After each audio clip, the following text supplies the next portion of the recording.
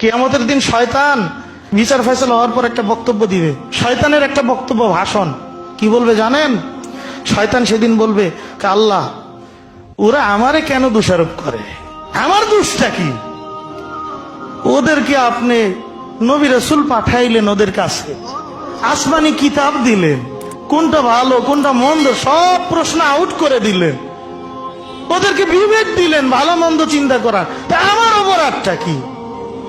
আমি তো কোনো দলিল প্রমাণ দিয়েও ডাকি নাই, আমি তো জোর করেও গুনার দিকে নেই নাই, ওরা কেন আমাকে তিরস্কার করছে? তখন শয়তান জাহান্নামীদেরকে বলবে, ফালা তালুমুনি ওয়ালুমু আনফুসাকুম, এই জাহান্নামীরা আমারে তিরস্কার করিস না, তোরা নিজেদেরকে তিরস্কার কর। তোদের বিবেক থাকার পরও, তোদের সামনে আসমানি কিতাব থাকার পরও, তোদের সামনে ওয়ারাসাতুল আম্বিয়া থাকার পরও তোরা ভালো মন্দ চিন্তা করিসনি। তোরা চতুষ্পদ জানোয়ারের চেয়ে খারাপ, আমি ইবলিসের চাইতেও নিকৃষ্ট। ঠিক কি ঠিক না?